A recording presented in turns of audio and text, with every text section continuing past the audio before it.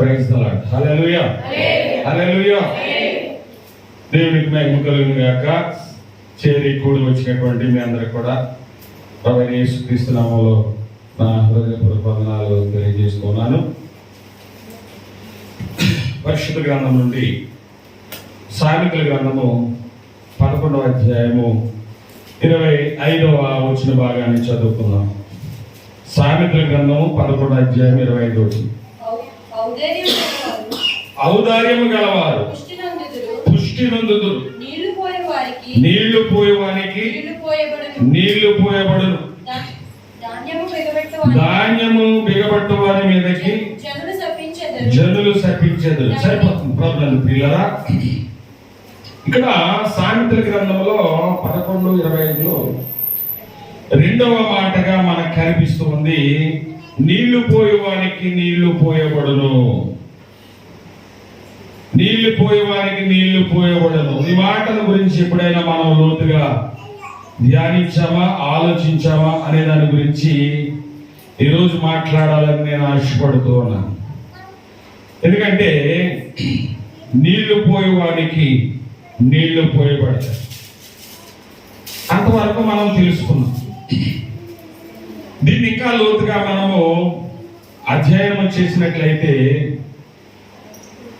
పాలు పోయేవానికి పాలు పోయబడును, ధనము పోయేవానికి ధనము పోయబడును, బంగారము పోయేవానికి బంగారము పోయబడును. అంతే కదండి. నాకు మనం విస్తరించి ఆలోచిస్తే, కానీ మనం అనుకుంటాము నీళ్లు పోసి నేను దేవుని యొక్క వాక్యాన్ని నెరవేరుస్తూ ఉన్నాను, దేవుని యొక్క వాక్యాన్ని పాటిస్తూ ఉన్నాను,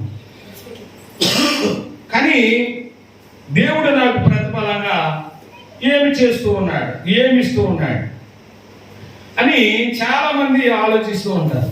నేను ఆలోచించినప్పుడు నాకు అర్థమైంది, గలతీ పత్రికలో 6:7 ఉంటది, మనుషుడు ఏమి విత్తునో అదే పంట కోయను, ఏలైనగా దేవుడు వెక్కిరింపబడడు. మనుషుడు ఏం విత్తే అదే పంట కోస్తాడండి. మనందరికీ నానుడి మాట, మనందరికీ తెలిసినటువంటి మాట. మనం వరిని విత్తితే గోధుమలను పోయాం, గోధుమలను విత్తితే వరిని పోయాం, వరిని విత్తితే వరి పంటనే కోస్తాం, నీళ్లను విత్తితే ఏం కోస్తాం, నీళ్ళనే కోస్తాం.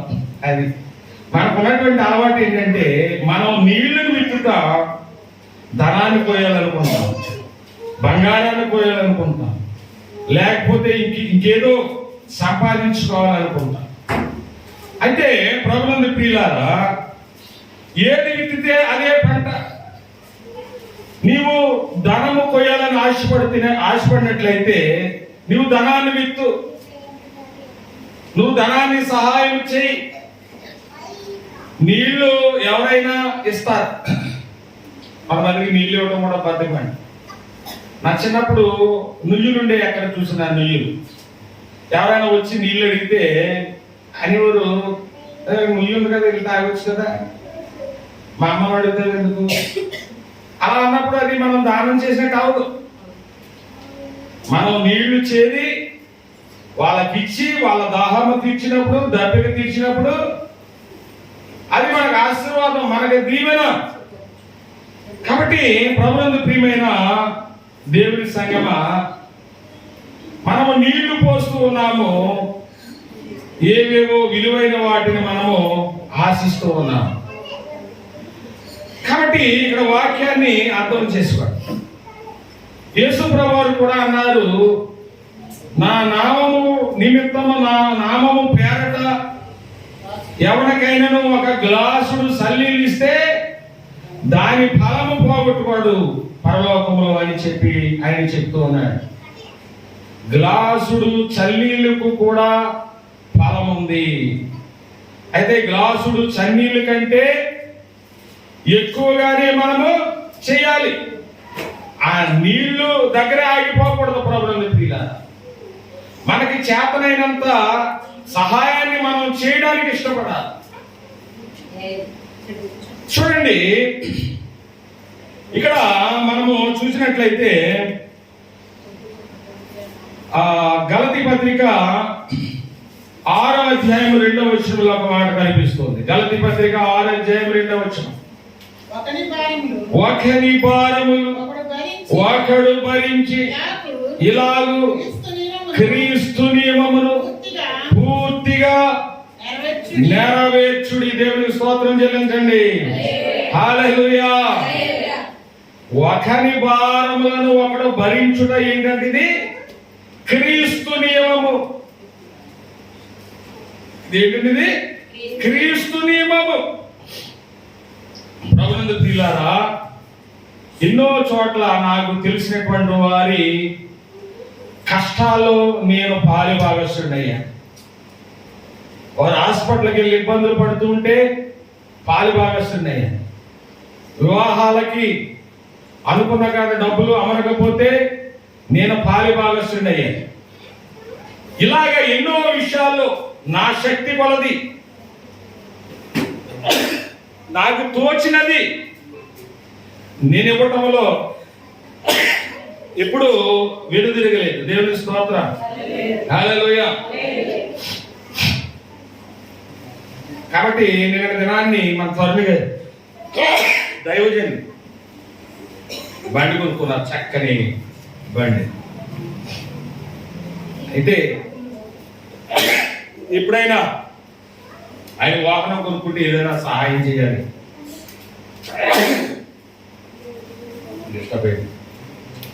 ఏదైనా సహాయం చేయాలి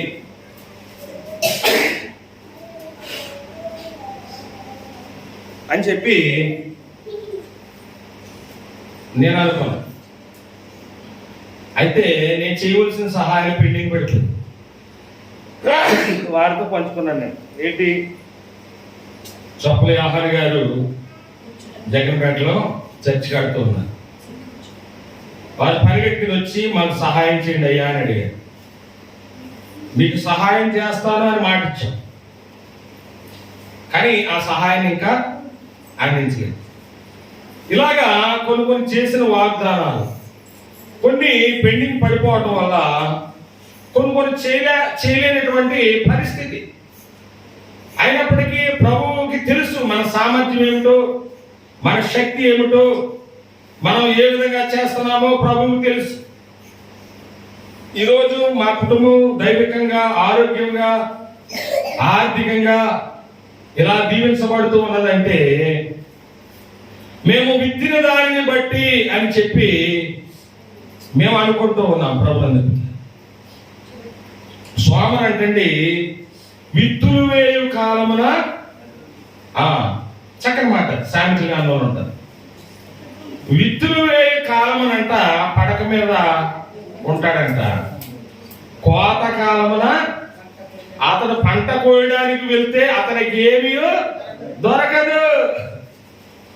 ఎందుకంటే విత్తనం విత్తే సమయంలో విత్తనం విత్తలేదు, కలుపు తీసే సమయంలో కలుపు తీయలేదు, ఎరువు వేసే సమయంలో ఎరువు వేయలేదు. కానీ పంట కోయడానికి మాత్రం కొడవ పట్టుకుని తయారైపోయాడు అనమాట. ఎక్కడి నుంచి వస్తుందండి? అందుకే అసలు మత్తయి సువార్త 25లో యేసు ప్రభువాన్ని ఒక్క తలంతు తీసుకున్న ఆయన ఒక మాట అంటాడు, చాలా భయంకరమైన మాట అంటాడు. ఏంటంటే, నీవు విత్తని చోట కోయువాడును, చల్లని చోట పంట కూర్చుకున్నవాడు పోయిన కఠినుడు అని నేను ఎరుగుదును. యేసు ప్రభువారు విత్తలేదా ఒక తలంతు? విత్తకుండానే ఆయన వచ్చాడు కదా. ఈ మాట ఎవరికి వర్తిందంటే స్వామికి వర్తింది. ఎందుకంటే విత్తని చోట కొయ్యాలనుకుంటున్నాడు, చల్లని చోట పంట సమకూర్చుకోవాలనుకుంటూ ఉన్నాడు స్వామి. కాబట్టి మనం ఎవరో కూడా అలా ఉండకూడదు. ప్రభునందు ప్రియులారా, మన శక్తికి మించి మనం సహాయం చేయాలి, ఇతరులకు ఇవ్వాలి. అందుకంటే గలతీ 6:7 ఇందాక చదవాలి కదా. గలతీ 6:2 ఒకరి భారములు ఒకడు భరించి ఇలాగు క్రీస్తు నియమమును పూర్తిగా నెరవేర్చుడు. అనేక విషయాల్లో మనం నెరవేరుస్తూ ఉన్నాం, కానీ పూర్తి సమృద్ధిగా క్రీస్తు నియమము నెరవేర్చబడాలి అనంటే ఒకరి భారములను ఒకరము భరించాలి. వారి భారములలో పాలువారు అవ్వాలి. వారి భారములలో పాలిభాగస్థులం అవ్వాలి. కాబట్టి ప్రభునందు ప్రియులారా, ఇక్కడ మనం చూసినట్లయితే నీళ్లు పోయేవానికి నీళ్లు పోయబడతాయి. నీళ్లు పోయేవానికి నీళ్లు పోయబడతాయి. సామెతల గ్రంథంలో 11వ అధ్యాయమే 24వ వచనంలో ఒక మాట ఉంటుంది. 11వ అధ్యాయం 24వ వచనం ఇంకా పైన ఉంటుందమ్మా ఇంకొక మాట. వెదజల్లి అభివృద్ధి పొందువారు కలరు, తగిన దానికంటే తక్కువ ఇచ్చి లేమికి వచ్చుడు వారు కలరు. చూసారండి, వెదజల్లితే ఏముంది? అభివృద్ధి. వెదజల్లితే అభివృద్ధి. నేను సుమా గారిని పొగుడుతున్నానని ఎవరైనా అనుకుంటారేమో. నాతో పాటు మనతో పాటు అనేక మందికి ఆ కుటుంబం ఇవ్వడంలో ఎంతో ముందంజలో ఉన్నారు ప్రభునందు. ప్రస్తుతం మంది వారు కొన్ని ఇబ్బందులు పడుతూ ఉండొచ్చు, కానీ వారి పిల్లలకు దీవెన ప్రార్థిస్తారు. అవసరమైతే వారికే దీవెన ప్రార్థిస్తారు. దేవునికి స్తోత్రం. హల్లెలూయా. వెదజల్లాలి. వెదజల్లాలి.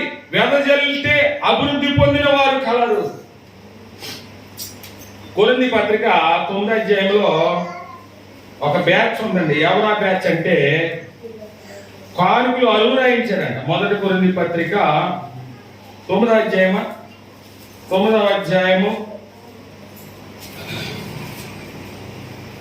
2 కొరింథీ పత్రిక 9వ అధ్యాయం 6వ వచనం. లోగడ కొంచెముగా విత్తువాడు కొంచెముగా పంట కోయును, సమృద్ధిగా విత్తువాడు సమృద్ధిగా పంట కోయును చెప్పవచ్చును. లోగడ సనుగు కొనకయు బలవంతము చేత కాకయు ప్రతివాడు తన హృదయములో నిశ్చయించుకునే దాని ప్రకారము. 5వ వచనం చదవండి. కావున లోగడ ఇచ్చదమని మీరు చెప్పిన ధర్మమును పిసినితనముగా ఇయ్యక లోగడ ఇచ్చదమని ఆరు రాయించేశారు. క్రిస్మస్ పండుగ చేస్తాం, రాసుకోండి 10,000. ఇవ్వడానికి 10,000 అంటే 20,000 రాయించేసి.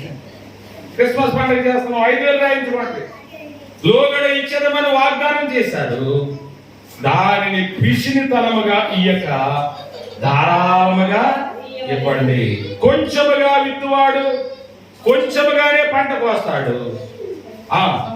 సమృద్ధిగా విత్తువాడు సమృద్ధిగా పంట కోస్తాడు. దేవునికి స్తోత్రం. హల్లెలూయా. మనకున్నటువంటిది ఏంటంటే కొంచెముగా విత్తుతాము, సమృద్ధిగా పంట చేయాలని పంట కోయాలని ఆశపడతాం. సరమ్మా, కొంచెముగా విత్తుతాము, సమృద్ధిగా కోయాలనుకుంటాం. అది ఎలా కుదురుతుందని చెప్పండి. చాలా మంది దైవజనుడు నా కానుక తీసుకుంటున్నాడు, నాకు ప్రతిఫలం ఉంటుందో లేదో అని అనుకుంటూ ఉంటారు. దేవుని యొక్క వాక్యం సెలవిస్తుంది, మీ కన్నీళ్లు ఆయన బుడ్డిలో లెక్కించబడినవి, ఆ బుడ్డిలో ఉంచబడినవి. కీర్తన గ్రంథంలో ఉంటారు. అంటే ప్రతి కన్నీటి బొట్టును ప్రభు గుర్తిస్తూ ఉన్నాడు. ఇంకొక మాట ఉంటుంది, ప్రభువునందు మీ ప్రయాస వ్యర్థము కాదని ఎరిగి సంతోషించండి. ప్రభువునందు మీ ప్రయాస వ్యర్థం కాదు. మీరిచ్చే ప్రతి రూపాయి దైవజనుడు మర్చిపోవచ్చు, పొందుకున్నవాడు మర్చిపోవచ్చు, కానీ దేవుడు మాత్రము మర్చిపోడు. ఆయన చేసిన ఉపకారం మర్చిపోవుటకు అన్యాయస్తుడు కాడు, అన్యాయస్తుడైనటువంటి దేవుడు కాడు. గ్లాసులు సల్లీలకే ఫలం ఉందన్న దేవుడు. అంతకంటే మీ ధనాన్ని, మీ సమయాన్ని, అలాగే మీ కష్టాన్ని ఇంతటిని ఖర్చు పెడుతూ ఉంటే దేవుడు ప్రతిఫలం ఎందుకు ఇవ్వడండి? అన్యాయస్తుడు ఆయన న్యాయవంతుడు. అందరికీ కూడా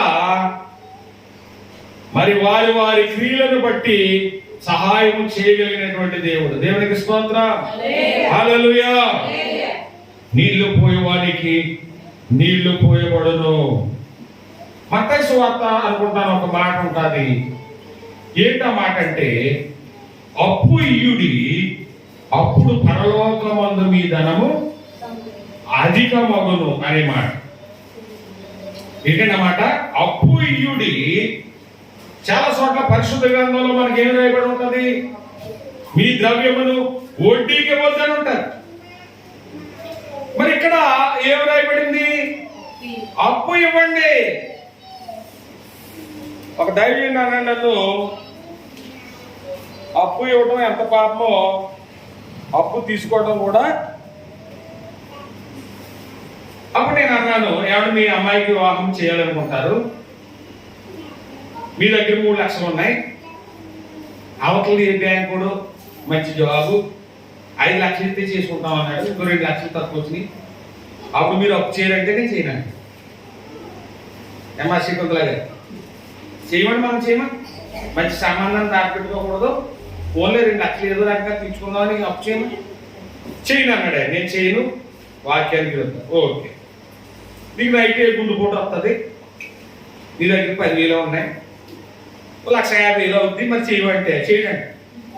నేను సత్యాన పోతాను కానీ మరి అంటే నేనేమో బైబిల్ని నెరవేర్చలేని, ఆయన ఏమో నెరవేర్చుడు, దానికి అర్థం అంతే కదా. కానీ ఆలోచించండి ప్రభునందు ప్రియులారా, అప్పు అనగానే మనకి వడ్డీ గుర్తొస్తుంది. అప్పు వడ్డీ లేకుండా కూడా ఇవ్వచ్చు కదండి. అప్పు వడ్డీ లేకుండా ఇవ్వచ్చు. అదే ఒకరి అవసరాల్లో మనం పాలిభాగస్తులం అవడం అంటే అదే. అయితే తీసుకున్న వ్యక్తి, నాకు ఫలానా వ్యక్తి ఆయన ఖర్చులు మానేసి నాకు ఇంత డబ్బు అప్పు ఇచ్చాడు కాబట్టి నేను అతనికి అప్పు మరలా తిరిగి చెల్లిస్తున్నాను, ఇన్ని రోజులు నా అవసరాలు తీరే నా దగ్గర డబ్బు ఉంది కాబట్టి నేను ఎంతో కొంత వేసి ఇవ్వాలనే కృతజ్ఞత భావం ఉండాలి. ఉంటుందండి ఎవరికైనా? అసలే ఎత్తేయాలని చూస్తుంటే కృతజ్ఞతగా కొంచెం వేసి ఇవ్వడం ఎక్కడ జరుగుతుంది? ఆయనతోటి ఇంకో మాట అన్నాను నేను. ఏ మాట? అలా అయితే సామెతల గ్రంథంలో భక్తిహీనులు అప్పు చేసి తీర్చగయుందురని రాయబడింది. భక్తిహీనులు అప్పు చేసి తీర్చగయుందురు అన్నాడు అంటే భక్తి గలవారు అప్పు చేసి తీర్తారనే కదా అని నేను అనుకుంటున్నాను. మరి ప్రభునందు ప్రియులారా, ఆలోచన చేయండి. మన శక్తికి మించి మనము చేయాలి. 2013లో ఏజెన్సీ పరిచర్య ప్రారంభించినప్పుడు అక్కడ డబ్బులు ఖర్చు పెట్టడానికి వెళ్ళేటప్పుడు మాకు ఎవరు సహాయం ఇవ్వని టైంలో డ్వాక్రాలో 30,000 వచ్చినాయండి కాలమ్మ బ్యాంకులో. ఆ 30,000 పట్టుకెళ్ళి ఈ ప్రభు పరిచర్యలో పెట్టాం. దేవుని స్తోత్రం. అప్పటికి డొక్కుబడి ఉండేది బాక్సర్ బండి, బజాజ్ బాక్సర్. ఎప్పుడు చెప్తా ఉంటాను 2011 ఇప్పుడు 8 సంవత్సరాలు అయితే విన్నాము 10 సంవత్సరాలు. అప్పుడు చాలని జీతం, ఎవరి దగ్గర పని చేసుకునే పరిస్థితి, కుటుంబాన్ని సరిగ్గా పోషించుకోలేని పరిస్థితి. శక్తికి మించి దేవుని పరిచర్యలో పెట్టుబడులు పెట్టాం కాబట్టి ఈరోజు ఎలా ఉందండి? ఒక 50 లక్షల రూపాయల మిషన్లు ఉన్నాయి, గృహము, విశ్రామరాన్ని మరొక గృహము, చక్కని వాహనాలు, న్యాయబద్ధంగా. ఎందుకంటే అవకాశం ఉందని సంపాదించడం కాదు, ఈ విధంగా సంపాదించే దేవుని దృష్టికి న్యాయమా కాదు, ఇది మంచిగా కాదని ఆలోచించి ఆచితూచి న్యాయబద్ధంగా సంపాదిస్తే ఈ రోజుకి ఈ విధంగా ఆర్థికంగా నిలబడడానికి కారణం ఏంటంటే ముందుగా ఏం చేసాము? వెదజల్లాము. ముందుగా వెదజల్లాము. మీరు కూడా వెదజల్లండి పరిచర్యకు. గత కాలంలో వెదజల్లారు. ఇంచుమించు 1,00,000 రూపాయలు ఖర్చు పెట్టి మనం పరిచర్య చేశాం. అదే దక్కింది మనకు ఉపానందంగా. అమ్మ ఈ సంవత్సరం తీసుకెళ్ళామంటే ఉండే దేవుడే కాలాలా గెలుపుచ్చేసాడు ఇద్దరిని. దేవుని స్తోత్రం. మా నాన్నగారిని అడిగాను చాలా సార్లు రాబోయాను, చూద్దాం కదా మళ్ళీ సంవత్సరం చూద్దాం, మళ్ళీ సంవత్సరం చూద్దాం. ఈ సంవత్సరం మా అమ్మగారిని తీసుకురావాలి అని ఆశపడతాం. దేవుని స్తోత్రం. హల్లెలూయా. అప్పు ఇయుడి అమ్మ మత్తయిలో కానీ లోకల్లో కానీ అప్పు ఇయుడి అప్పుడు మీ ధనము పరలోకమందు అధికమవును అన్నాడంటే వడ్డీయే ఇచ్చినామని కాదు, ఎవరికైనా అవసరాల్లో మన ధనాన్ని వినియోగించి. కాబట్టి ప్రభునందు ప్రియమైనటువంటి దేవుని సంగమా, నీళ్లు పోయే వారికి నీళ్లు పోయబడి అంటే అక్కడే ఉండిపోవద్దు. ఇంకా ఎంతో మన శక్తికి మించి చేయాలి. ఒక విధవరాలంట 2 కాసులు వేసింది. అక్కడ 1000 రూపాయలు వేసిన వాళ్ళు ఉండొచ్చు, 1,00,000 రూపాయలు వేసిన వాళ్ళు ఉండొచ్చు, ఇంకా ఎక్కువ వేసిన వాళ్ళు ఉండొచ్చు. కానీ ఒక విధవరాలు ఎంత వేసింది? 2 కాసులు వేస్తే ప్రభువు ఆ కానుకను గుర్తించాడు, ఆ కానుకల గురించి ఎత్తిపట్టాడు. కారణం ఏంటంటే ఈమె తన జీవనమంతయు అందులో వేసాను. ఈమె 1 రూపాయి కూడా ఉంచుకోలేదు. 1 కోటి రూపాయలు నీ దగ్గర ఉండి 1,00,000 రూపాయలు ఇవ్వడంలో గొప్ప కాదు, 1,00,000 నీ దగ్గర ఉండి 1000 రూపాయలు ఇవ్వడంలో గొప్ప కాదు. అసలు ఏమీ లేని స్థితిలో ఉండి అప్పు చేసి ఇవ్వటం అనేది ఉంది చూసారా, అది ఎంత గొప్ప అంటే ప్రభునందు ప్రియులారా, అది వర్ణించలేము, ఊహించలేము. అందుకే ఔదార్యము కలిగి, సామెతలు 11:25 చదివాం మొదటి మాట. ఔదార్యము కలిగి ధర్మమిత్తురు, ఆ పుష్టి ఔదార్యము గలవారు పుష్టి నొందుదురు. ఔదార్యం అంటే మనకున్నటువంటి ధనములో కొంత ఇతరులకు ఇవ్వడం. అదే పిలిపి పత్రిక అనుకుంటాను, కొలసీ పత్రికలోనూ రాయబడి ఉంటుంది. సత్క్రియలు అనే ధనానికి ముందుగా రాయబడి ఉంటుంది అన్నమాట. ఔదార్యము కలిగి ధర్మమిత్రుడు సత్క్రియలను అనే ధనమును కూర్చుకుంటారని చెప్పేసి అక్కడ మనకు కనబడతారు. కాబట్టి ప్రభునందు ప్రియులారా, మన శక్తికి మించి మనం చేయాలి. అలాగే మలాకీ గ్రంథము 3:10 మనం చూస్తే, మలాకీ గ్రంథము 3:10 నా మందిరములో ఆహారమున్నట్లు 10వ భాగమంతయు మీరు నా మందిరపు నిధిలోనికి తీసుకొని రండి. దీన్ని చేసి మీరు నన్ను శోధించే నేను ఆకాశపు వాకిళ్లను విప్పి పట్టజాలనంత విస్తారమైన దీవెనలను మీకు. దేవునికి స్తోత్రం. దీన్ని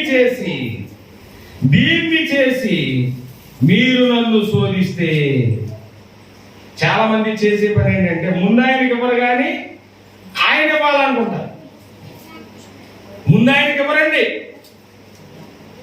దొంగలు అనుకుంటారంట. అలాగే ఏమని, ఇదిగో నేను ఈ దొంగతనానికి వెళ్తున్నాను, నేను ఇందులో సక్సెస్ అయ్యి 10 లక్షలు వచ్చేయండి, 1 లక్ష నీ గుండీలు వేస్తాను, నీ కాలుకే వేస్తాను అనుకుంటారు. వాళ్ళకి మనకి తేడా ఉంది. 10 లక్షలు వస్తే 1 లక్ష ఇవ్వడం గొప్పే ఉంది. కానీ ఇక్కడ వాక్యం అలా కాదు. నువ్వు 10వ వంతు కరెక్ట్ గా ఇచ్చేస్తే అప్పుడు నన్ను శోధించి, నేను 10వ వంతు ఇస్తున్నాను నాకు ఎందుకు, నేను 10వ వంతు ఇస్తున్నాను నాకు ఎందుకు, అలా శోధించరండి. నీళ్లు పోసి శోధిస్తారనమాట. ఏమని, నేను నీళ్లు పోసాను నాకేంది, నీళ్లు పోసాను, దేవుడు కూడా నీళ్లు పోతున్నాడు, ఈ పక్కన పోదారా పక్కన సముద్రం, బోర్డు నీళ్లు, మనకి బోర్డు నీరుకేమో పొదువు లేదు. ఎందుకంటే మనం పోసేది అదే కాబట్టి. ధనము పోసి చూడండి, బంగారం పోసి చూడండి, ఇంకా వేరే వేరే పోసి చూడండి. మీరు ఏది విత్తితే అదే కోస్తారు. నీళ్లు విత్తి ధనాన్ని కోయాలని ఆశపడవద్దు. కాబట్టి మీరు దీన్ని చేసి నన్ను శోధించిన యెడల ఆకాశపు వాకిండ్లను విప్పి పట్టజాలనంత విస్తారమైనటువంటి దీవెనలను మీ మీద కుమ్మరిస్తాను. ఆకాశపు వాకిండ్లు, ఆకాశం యొక్క కిటికీలు, అదంతా రాజుని గ్రంథంలో అంటారు ఇద్దరు. దేవుడు ఆకాశమందు కిటికీలు తెరిచినను అలాగూ జరగదు అంటారు. అప్పుడు ఏ విషయం అంటాడు, మీరు కన్నులారా చూస్తారు గాని వాటిని తినరు అంటాడు. నిజంగా తొక్కిసలాటలో ఆ యొక్క దానిని తినకుండా వాళ్ళు చనిపోయినట్లుగా మనము చూస్తూ ఉంటాం. కాబట్టి నమ్ముటని వలనైతే నమ్మువానికి సమస్తము సాధ్యమే. మనలో జరుగుతా లేదా జరగదేమో అనేటటువంటి అవిశ్వాసం ఉంటుంది. అవిశ్వాసం వలన ఎవరు స్థిరపరచబడాలని దేవుని వాక్యము సెలవిస్తూ ఉంది. మనము స్థిరపరచబడాలంటే, మనము దీవించబడాలి అని అంటే, మనం ఆశీర్వదించబడాలి అని అంటే, మనము ఏమి విత్తుతున్నామో ఒక్కసారి ఆలోచన చేయండి. నేను ఎక్కడైనా కార్యక్రమాలకు వెళ్తే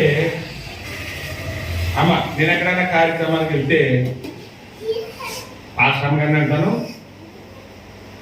500 అయినా పర్వాలేదు, 1000 అయినా పర్వాలేదు, 2000 అయినా పర్వాలేదు, డబ్బులే వెయ్యాలి మనం. ఎందుకంటే వారి అవసరాల్లో ఉపయోగపడతాయి అని అంటే ఆవిడంటది, ఓ గిన్నె గ్లాసు కప్పు కొనుక్కెళ్తే ఎప్పుడు మనల్ని చూసుకుంటుంటారు.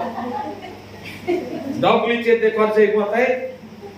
మన పేరు ఏముంటుంది, మన పేరు ఉండాలా లేకపోతే వాళ్ళు ఉపయోగపడలేము. అందరూ బిందులు అట్టుకొస్తారు. ఎందుకు బొమ్మల వాళ్ళ మీద ఎక్కువ తప్ప, ఇన్ని బిందులు ఉన్నాయని చెప్పుకోవడం తప్ప ఏమైనా ఉపయోగపడతా? సంవత్సరానికి వచ్చి ఆర్థిక చింతపండు తోముకోవడం తప్ప ఏమైనా ఉపయోగపడతా చెప్పండి? అదే డబ్బులు ఇస్తే ఏదో ఒక అప్పు తీరుతారు. అందరూ కూడా 500 1000 డబ్బులు ఇచ్చారనుకోండి, అప్పు తీరుతారు, వాళ్ళ కుటుంబం బాగుపడతారు. కానీ ఈ వస్తువులు ఇవ్వడం వల్ల ఉపయోగం ఏమీ లేదు. నన్ను మన్నించాలి మీరు. ఎందుకంటే మరి పాస్టర్ గారికి నాకు అక్కడే వస్తుంటారు. కడకి ఎవరి మాట ఎక్కుతుందమ్మా? ఎవరి మాట అండి అమ్మా? ఓటీ అమ్మా, దేవునికి స్తోత్రం చెల్లించినమ్మా.